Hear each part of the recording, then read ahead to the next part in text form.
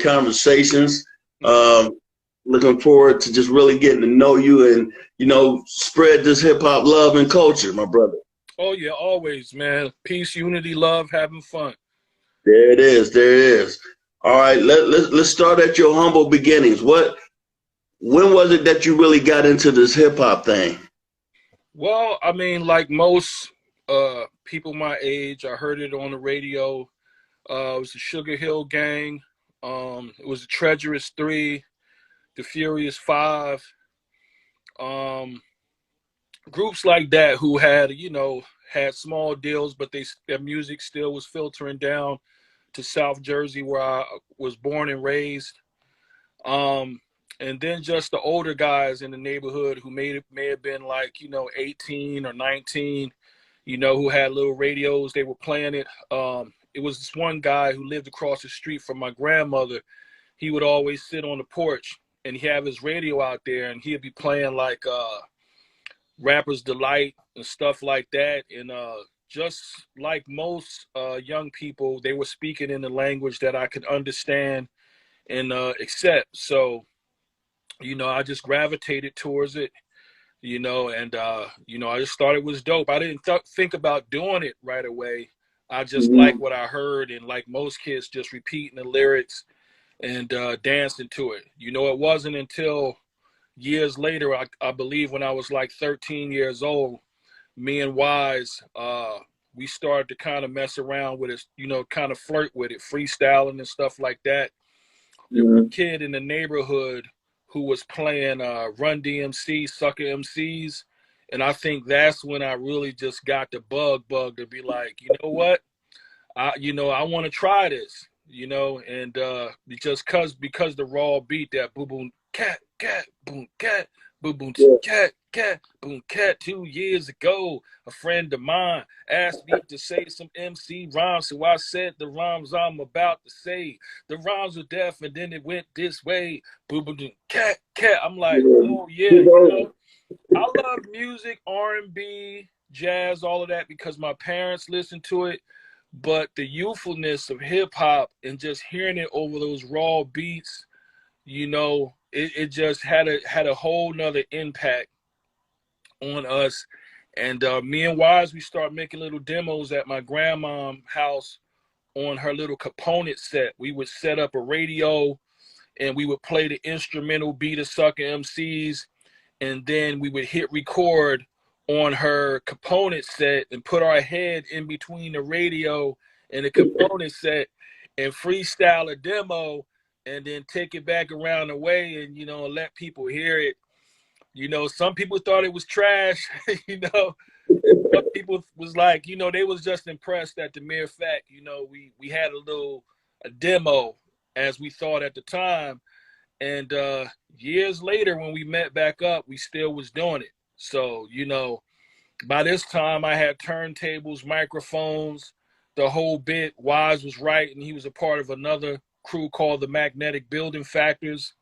And things kind of didn't work out with that. So me and him, we formed another crew, and we just started making demos, and then we came up with the name of the group. So I mean, that's basically from that time to then is when we started. I believe we was like maybe 15ish, 16ish around that time when we really start trying to make a record. Right. So y'all, is that when you became Poor Righteous Teachers? Well, see, the thing of it is that he was staying on the west side of Trenton, New Jersey, right? He was staying out west. I was living out north. I pretty much lived all over Trenton, but I settled in the north. And I would go out West Trenton and hang out with him, his brother, because me and his brother at the time, we were best friends. And I would go out there and hang with him.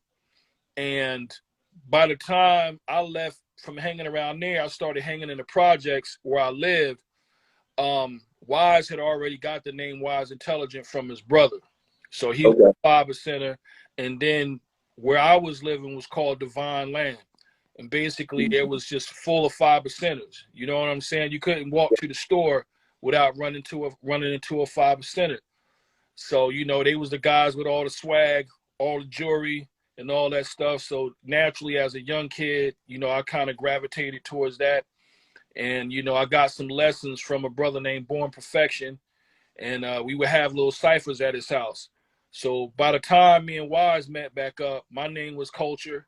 His name was Wise, you know what I mean? And we was building and stuff like that. He would come around the project sometimes and build and just hang out. And eventually he moved to those projects. His mother moved him and his family to the projects. So it was like, okay, this is great. I can see you every day. We can work on this every day. And we was thinking of a name for the group. And we kicked around a couple names. A couple of them was kind of crazy. It was like, you know, why don't we just call it Who We Are? You know what I'm saying? Who are the 5%? They are the poor righteous teachers. So it was Right. bet, let's go with it. You know, and that's pretty much how we came up with the name. It was another guy who was kind of assisting us, you know, in the beginning. His name was Devon. He was coming through my house sometimes. You know, he DJ'd, and we was just making music together. But at the time, we thought that me and Wise, we were, you know, the most serious about it, you know, because we was on it every day. So it eventually ended up being, you know, me and him. Shaheed, he was a 5% already. You know, I knew him from high school. I would see him in high school with some other kids from out South Trenton. And Okay. you know, I didn't really know him, but I saw him DJing at parties and stuff like that. I knew he was nice. Wise actually met up with him one day at another DJ's house, and he brought him through the projects. He had like a gray Stanza. You know, we called it the Silver Bullet. He pulled up in it, and Wise was like, yo, this my man Shy. He make beats, he do this and that.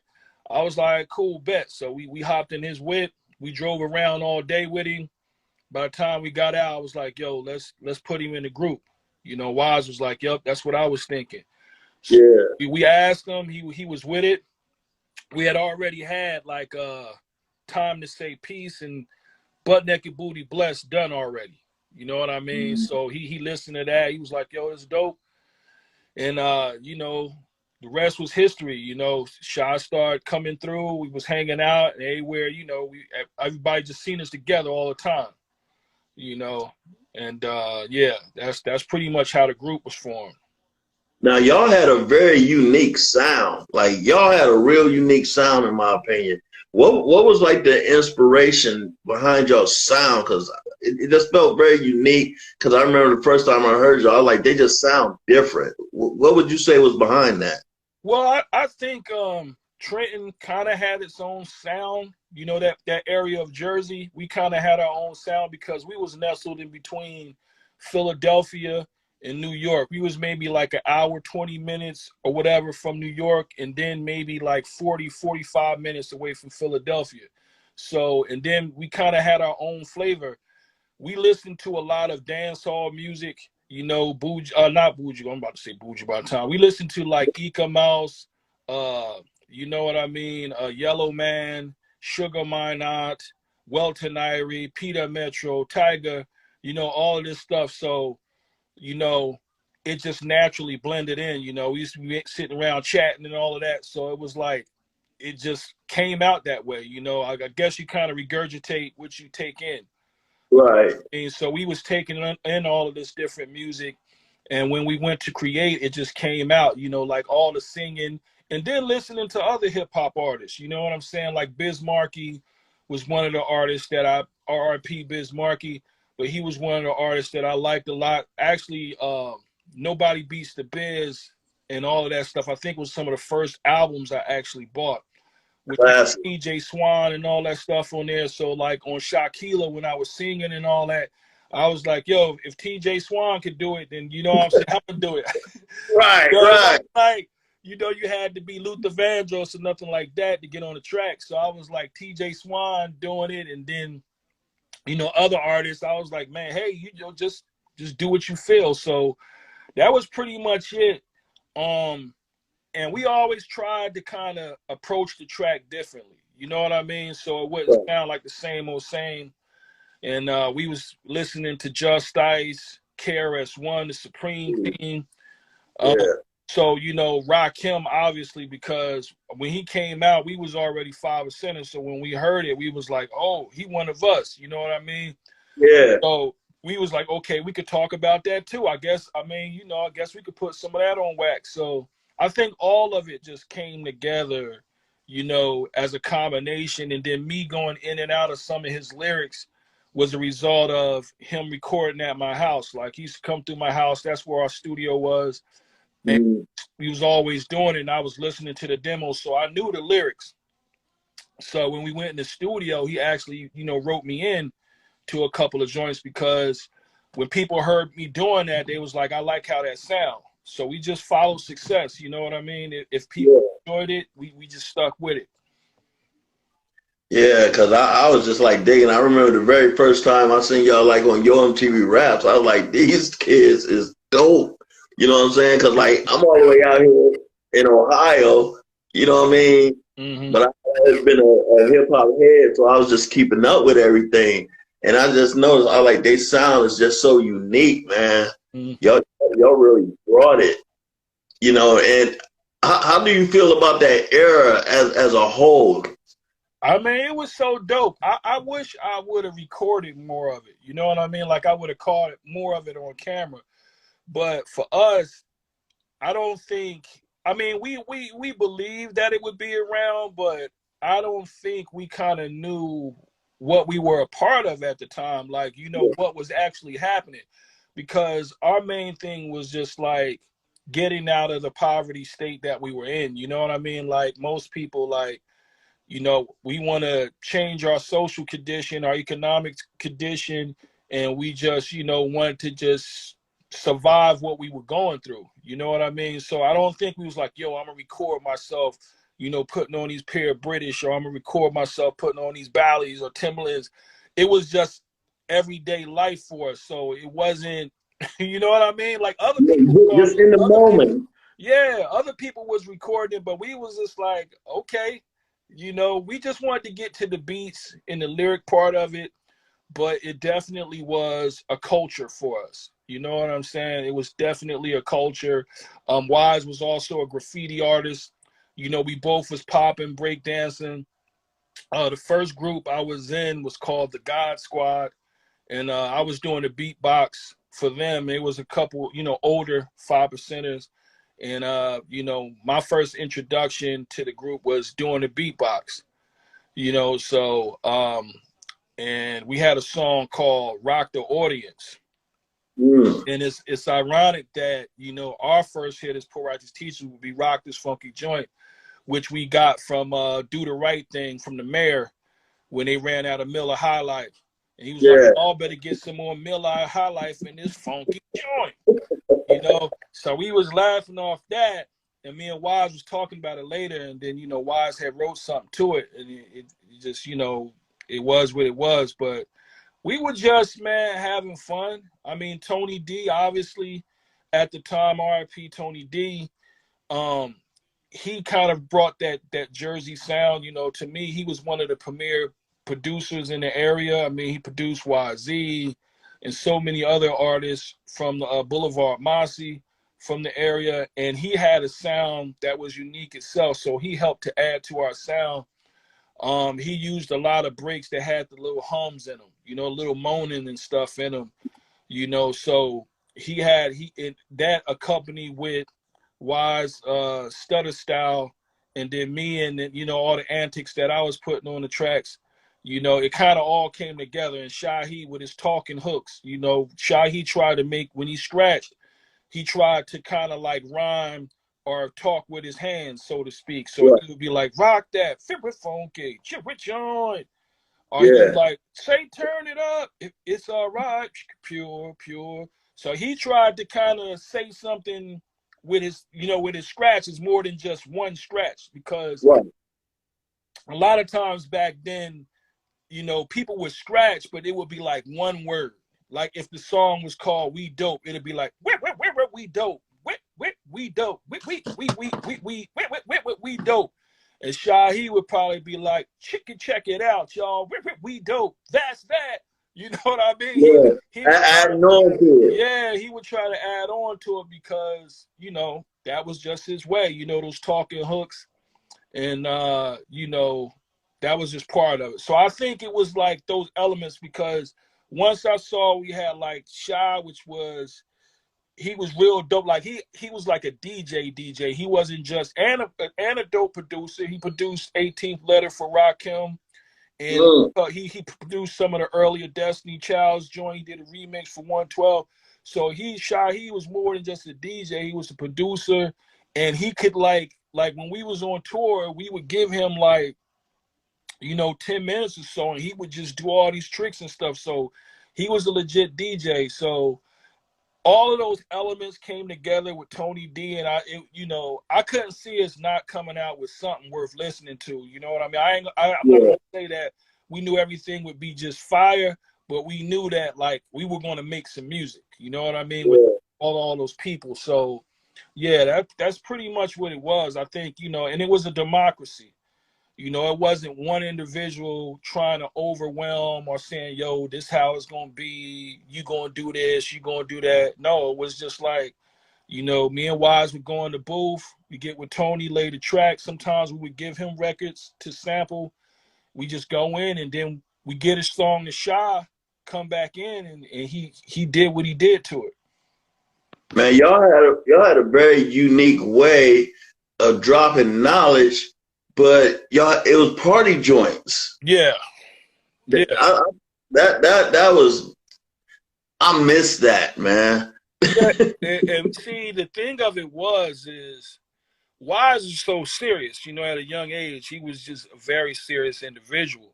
And I just remember, you know, like if the Poor Righteous Teacher's theme is kind of how he was rhyming at first.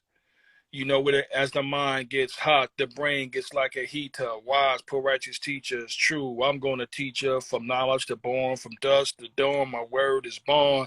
I can go on. But then it was like, yo, we know that's cool, because I was into like The Bridge, MC Shan. I like, you know, Nobody Beats the Biz. So I was like, you know, that's good, but, you know, we got to find a way to make a connection with the people that want to party too. You know what I'm saying? So we kind of worked on that. And I think the beat selection and all of that too kind of helped add on to that, because we start getting bouncier beats. You know, so, and then he start kind of, you know, going in between the track and on top of the track. So that's what kind of, you know, like with Rock This Funky Joint, time to get funky the radical hip as I get to the point. Rock this funky joint. But wait a sec. The teacher's got to check the intellect for stomach step. Didn't give you it, but give you what? So it was like, okay, that's, and that was like sort of like almost one of the last joints we did. But like Time to Say Peace, the way the beat bounced. So I think we was entering that time of more bouncier beats and stuff like that. But then, you know, like he said, smooth with the roughness. We didn't want to be as militant as maybe a PE. Right. You know what I mean? It's just, my thing was always this. And I'm not saying, when I say my thing, I don't mean nobody. It was find a way to let the people into the music. You know what I mean? Don't be so, you know, to where, because young people are listening to it, and you don't want to come across super militant, you know, and you know, it's not always what you say, it's how you say it. So that was our thing, you know, find a way to deliver the same message, but in a way they can understand and accept. I feel it. Now, what was the business aspect of it like, though? The business, our deal was like most deals. You know what I'm saying? Like young folks who just eager to get on, you know, and you don't have anybody there to read through all the contracts and stuff like that. So we wasn't all that business savvy. You know, I'm going to keep it 100. You know, we wasn't all that business savvy. I mean, we didn't have the worst deal possible, but it still wasn't a good deal. Like, you know what I'm saying? So, but as we went on, you know what I mean? We started to kind of, okay, that's what that is. Okay, this person is necessary, but they're only necessary during this time. You know what I'm saying? And okay, we can handle that part ourselves, and save this amount or this percentage, and this is what publishing is, and this is what royalties is. So at first we didn't, like I said, we didn't understand all of that. You know what I mean? Like, I was bagging groceries and sweeping floors and doing odd jobs and hustling for money. So, you know, nobody in my family or his family, had a business degree or music degree. It was just like, yo, if we sign this deal, we gonna get rich. We got an opportunity to tour and be seen on television. That was our whole thing outside of dropping knowledge. You know what I mean? But the true knowledge was also in economic empowerment and development, and that's the aspect that we learned later in the game, you know. But, it was purely about dropping knowledge and culture for us, Right. Right. How do you feel about the way the industry is set up now as opposed to then? I think it's great because, first off, the young people have a lot of ways of getting their art seen and heard.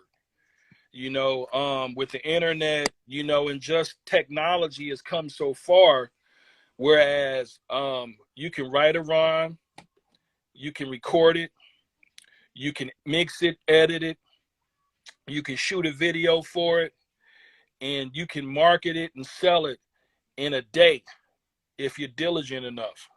You Yeah. know what I'm saying? Like, so they have so much more power in their hands, and their stuff can be seen, heard, felt everywhere, and they can sell their personality, what they're about over the internet, or they can sell someone else's personality and not even be that person. But Yeah. for us, we had to go from town to town. I remember going to Dayton, Ohio, was called W something, WDAO or something like that. I remember going to different places, Cleveland and all these other places, and having to meet people and talk to the fans and sign autographs and win them over, and be polite, Yeah. and be respectful and say, you know what, thank you for buying my record. Who you want me to sign this to, you know, and Yeah. things like that, man. And the people being able to feel you and touch you and feel your vibe and see what you were really about. And but now, you could do all of that from home. I mean, like even this interview right now, this wouldn't have been possible. I mean, No, no, no. it would have cost you mad dollars to come to where I am or catch me in your city and then find the time to do it. So I think it's great as long as the foundation stays the same. You know what I mean? It's all Right. about keeping the main thing the main thing. So if the foundation stays the same, I mean, have fun with it. I think young people are blessed. It helps me, you know what I mean, to record music and do a lot of things that I wouldn't be able to do. I mean, I've recorded whole albums with people over the internet. You know what I'm saying? So, Yeah. I mean, I see you do a duet earlier today. Like a what a little. duet. Oh, yeah, man. I got up in the morning and I was like, yo, this kid is killing it. I was like, let me see what kind of, verse I got that might go to this, and just messing around, man, having fun like everybody else.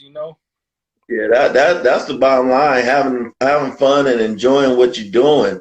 Is there? Should we be looking for anything from Pro Righteous Teachers in the near future or anything like that? Well, Wise has a lot of material out right now. I think he's working on something that he's putting together right now. So there's probably content out there, man, that people haven't even heard before. We had a Declaration of Independence. Our last record on Profile was a New World Order in 1996. Since then, Wise put out maybe 6 solo records or so. I put out a solo record or two myself. One is called Tools of the Trade, where I'm just, just some boom bap type stuff, having fun with lyrics.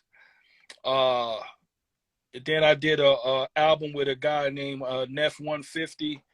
We did a whole record together. It's called Bars is Back. Mm-hmm. I got some EPs I put out. One of the songs is called It Ain't Nothing. just just once again, just having fun with it. All of these songs can be found online, um, and stuff like that. My man, unfortunately, my man F-150 that I did the record with, he passed away due to COVID.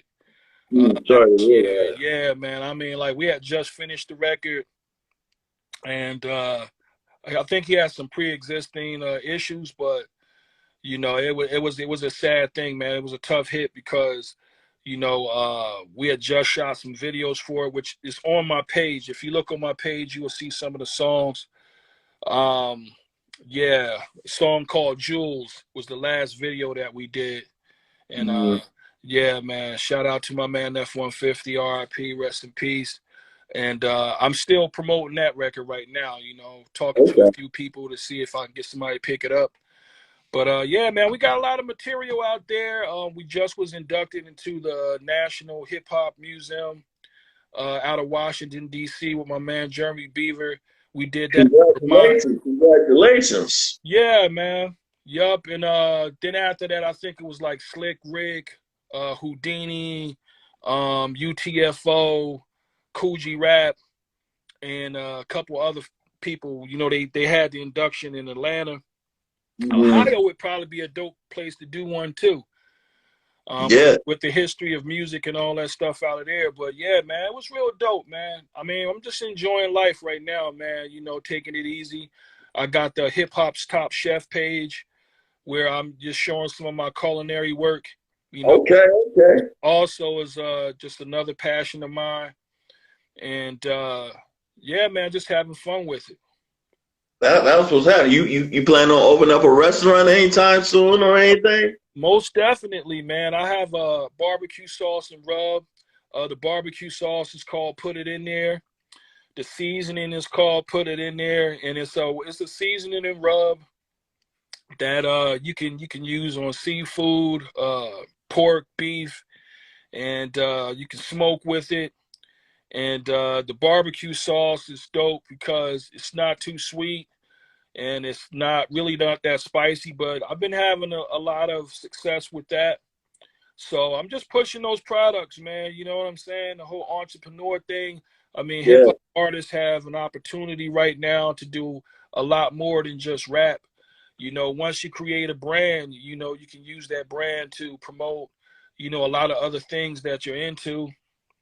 Right. I mean, that's what music is being used for a lot right now anyway.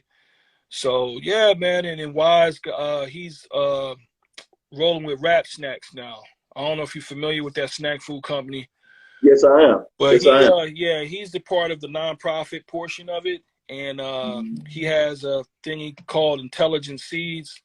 Also, he has a thing called Boss Up, where he's teaching young folks how to become entrepreneurs and things like that. So we're just staying busy with other things. It would be dope to be a part of a nice tour, man. You know what I'm saying? With a couple Yeah. artists from that era,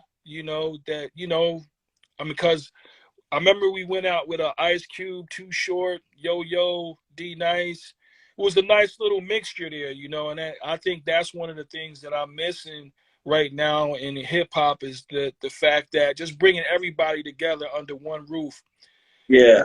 and sharing with one another. You know what I'm saying? Instead of just one thing, you know, we need more diversity in the thing. I think people always try to blame it on the young people and say, well, it's too much of this, it's too much of that. It might be true to a degree, but also, radio and everybody else can help out by putting other stuff in the game. You know what I'm saying?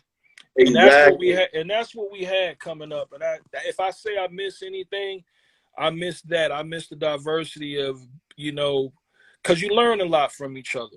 You know what I'm saying? Everybody ain't Absolutely. grow up on the street banging and doing this and that. And everybody, didn't have an opportunity to go to college and do those things, and everybody wasn't raised with an uncle or aunt who was a part of the Black Panther movement, and was schooled up in culture, in the arts, but we can all share with one another our own experiences through music and get under the same roof and love on one another. And that's kind of what I miss. And you nailed it right there. Cause like I miss when DJs used to actually break records and find like they went out their way to find that new hot shit. Like, all right, that's cool, but I got this new cat that ain't nobody got, and I want to introduce the world to him. Yeah, I mean that's how our record got broke. Shout out to Cool DJ Red Alert. Him and I don't want to forget my man Chuck Chill Out. Okay, Uh, yeah, and, yeah, and a couple of the others, they were playing the record, and that's how Profile heard it, and DJ Clark Kent, all these guys, man, they were spinning the record, and I believe Red brought the record over, and the rest was history, man. I mean, that's how I learned listening to WHBI, late night, and listening to Mr. Magic, Molly Marr, yeah, all these guys, man, and hearing, music that I haven't heard before. Lady B out of, Philadelphia, yeah, she was playing joints. That's how I heard Schoolie D and all those other artists and Steady B and all of them. And then I could listen to HBI and all that and hear the Supreme Team, hear Rakim, and all these other artists, man, Tila Rock, coming up listening to all of that is how I, how I fell in love with it, man. yeah. It was a different time, man. It was just a different time. You know, It I don't was. believe in living in the past, but it was real dope. I mean, that was a real dope era, man, no doubt. The music felt so different. It felt different. Yeah, it was just organic. Like I think it was part of it was we were being recognized. It's like when I heard Rock Box by Run DMC, and seeing that video for the first time. And, it was just, to me, that video tells the story of how we broke into the industry, and we Yeah, was like, we're here now, with Run, coming off, for you sucker MCs perpetrating the fraud. Just that word, the way he buzzed through, you're yeah, the kind of guy that girl ignored. I'm driving caddy, you fixing the Ford. My name is Joseph Simmons, but my middle name. It was like, yo, this cat is talking to the people, how I would talk to him. Like if I had an opportunity to talk to the world, what would I say? He's right. like, no curls, no waves, PZ heads still get paid, Hey, you yeah, know, stuff like that. I'm like, yeah, I'm like, hey man, you know what I'm saying? I couldn't afford to keep it fresh every day. So, had to stylize what I had, but just no curls, no waves, then the way he was talking about Jay, every jam he played, he break 3 needles. It's 3 of us and we're not the Beatles. the Beatles. You know what I mean? It was like, yo, we are here. Like we are here. We're being seen, we're being heard, we're being felt. You know what I mean? Like life ain't different strokes around here. You know what I'm saying? Yeah, The drumming don't live around here. There's something else going on down here. I mean, to me, hip hop was Willis when he was young. You know what I'm yeah. saying? Because Because Willis was, it was like whatever you was going through, you yeah, could get your mind off of it. yeah, Like you get caught up in your hip hop, you just like escape the problems of the world, your hood, whatever, and yeah, just get your mind off of it and and just feel good for a little while. yeah. And see, what folks don't know, the Ghetto Boys, the original Ghetto Boys, the members Reddy Red and Johnny C and all of them was actually from Trenton. You know what I mean? Mm. They moved to Texas, and then I believe the rest of the members was added to it. But Oh, DJ Reddy Red, we used to call him DJ Reddy Red. He DJ'd for the Capitol Skating Ring, which was the local skating ring in our neighborhood, and he would be playing joints. You know what I'm saying? Like hey DJ, why don't you play that song? We hear all that stuff at the skating ring too, because he had a lot of stuff first. R.I.P. DJ Reddy Red. Um, he would be playing all of them joints, man. And I remember when he moved to Texas, him and Johnny C, And I was like, yo, I don't know what the music gonna sound like in here now. And I was, a few years younger, but I was like, man, because I was there every Saturday. LL would come through. They would have different recording artists coming through there, and I never thought like, yo, one day we gonna be, making music. We gonna be the guys, that's doing whatever. It was just real dope, man. Like, and then to see them later on tour, was crazy too. You know what I Yeah. mean? Because we met back up with Red and on that Ice Cube tour because they was doing certain spot dates, and it was like, yo, we here. You know what I mean? Like, yo, this is so crazy.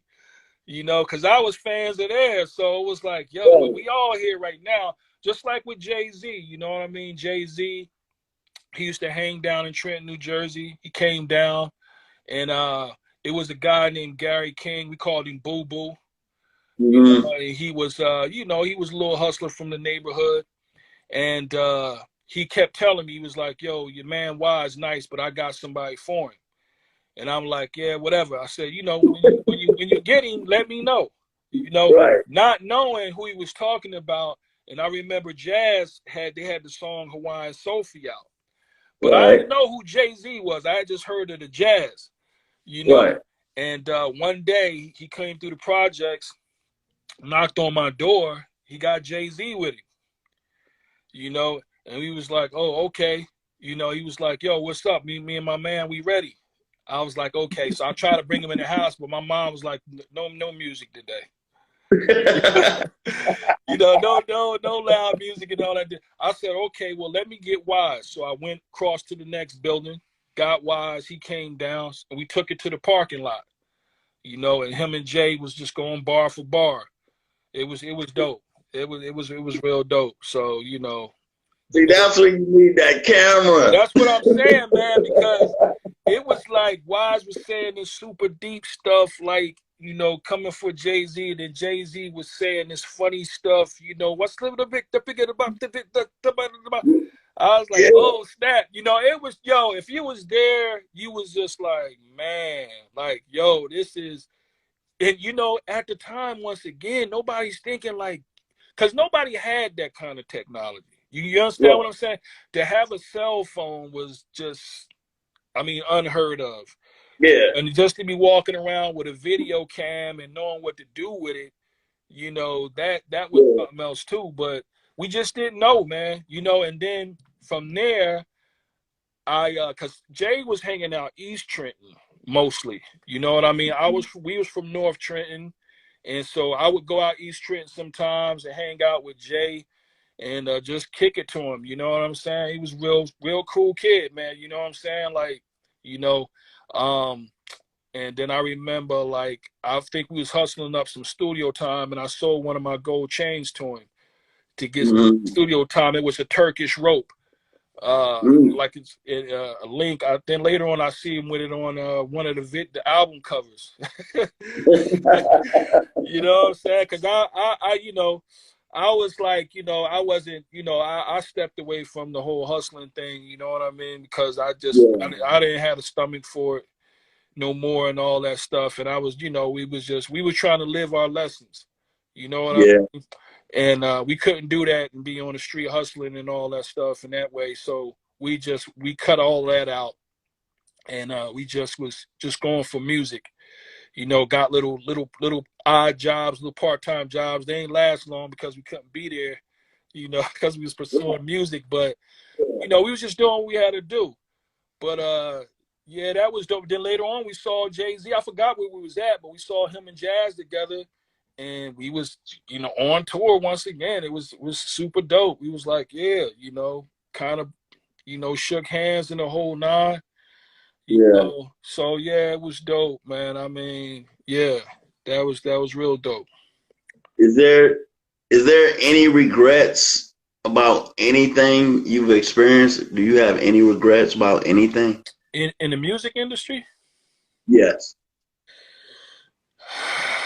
something I regret. I'm not going to state the obvious, like handling my business better. You know what I mean? Like that would definitely be one of them. But regret.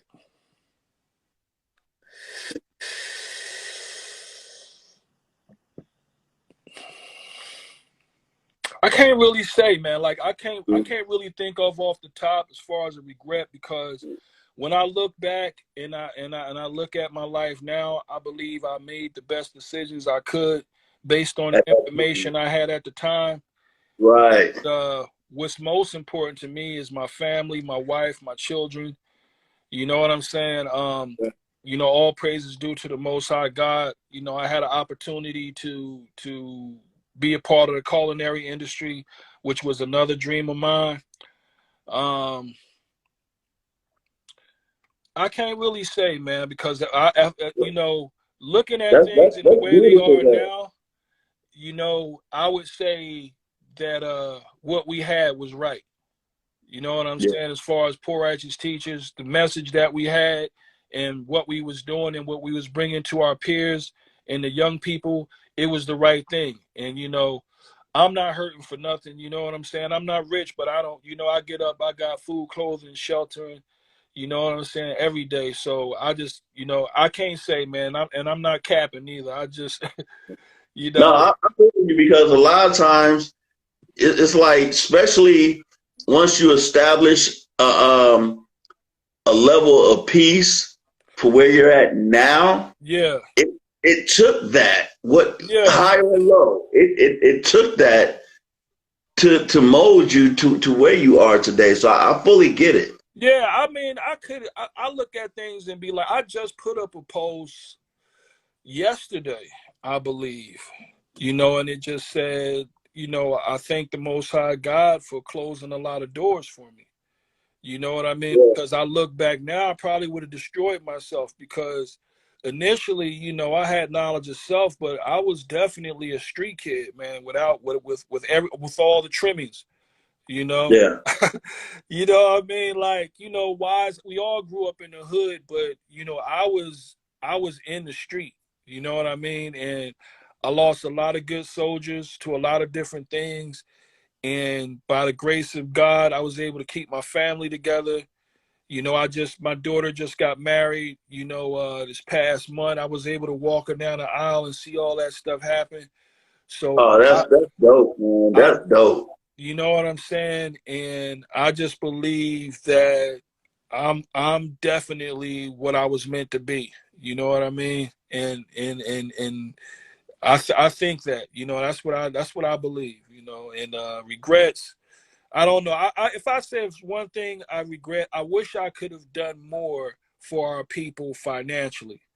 You know what I'm saying? Because we brought a lot of knowledge to people, and I believe it helped individuals a lot. But I just, if did some things different financially, I would have Mhm. liked to build some schools. I would have liked to did some things in the community that would have helped, build homes and schools and things like that. If I had to say I regretted something, like if I absolutely had to, is that I would want to do more for our people financially. Yeah, I feel that. That's man, you got a very humble spirit, man. And the thing is, this is what conversations is about. Like I always tell people, it's about the culture, because people need to know your story, and not just our generation, but younger generations, because I do have a young following as well. And when I do these interviews, they tend to go back and listen Okay. to the music. Yeah, I've ran a youth organization. Me and my wife at the Living Word Community Church. I ran a youth organization for 15 years. So, I've talked to our young people, and they just want to be loved. They want to be understood. They want to be properly cared for, and and they want to be trained up in the right way. You know what I mean? They don't want to be lorded over. They don't want to be exploited and misunderstood and not heard. And Yeah, that's what I believe initially drew me to the streets, just looking for love, looking for acceptance, somewhere I could belong. Um, yeah, looking for the basic necessities in life like food, clothing, and sheltering. you know, and it could lead you into the hands of a fox if you're not careful. And Very true. you know, man,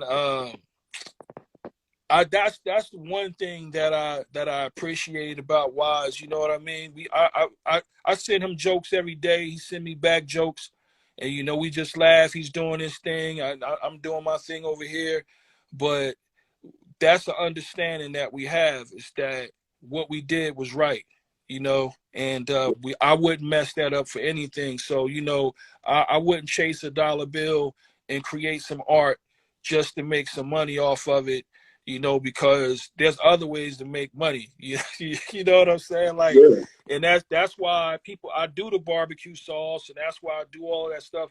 Sometimes people think it's vanity, but I put my face on my bottles because when I found out that the true creator of Jack Daniels was a black man and his family never got any profits from it or anything like that, I was like, anything that I put out here, I'm gonna put my image on it so the young folks will know and see that a brother did this.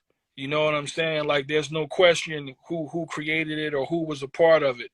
You know, and Yeah. you know, I mean that's really it, man. That's what's up. Well, my brother, I want to thank you for your time, man. Like, it is greatly appreciated.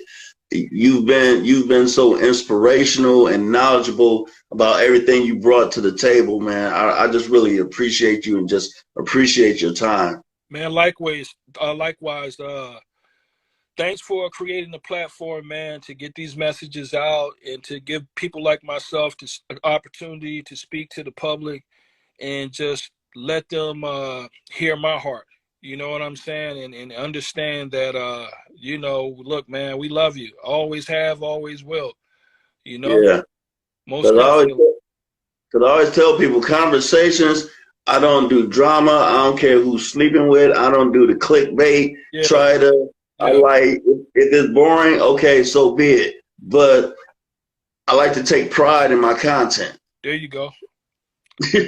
There you go. Hey man, hey, and that's you know, hey, listen, you know, everybody deserves to be heard and felt in their experience and all of those things, but you know, on a proper platform and expressed in the right way, man, we all could be understood. You Exactly. know? Exactly. So shout out, man. Keep our brother Kanye in prayer. I mean, you know, Absolutely. he's fighting what appears to be an uphill battle. You know, I just wish people can express themselves and things like that without people, you know, censoring and doing all of this and counseling them out and all of that. Like, you know, we got to do better as a society in general. You know what I Yeah. mean? We should be able to discuss world history, cultural events, and Properly. politics and all of those things, man. And Yeah. platforms like this, it can be done, you know. So shout out to you, man, and your whole team. Thank you so much, man. I really appreciate you. Yep. You have a good evening. All right, man. Likewise. Peace. Peace.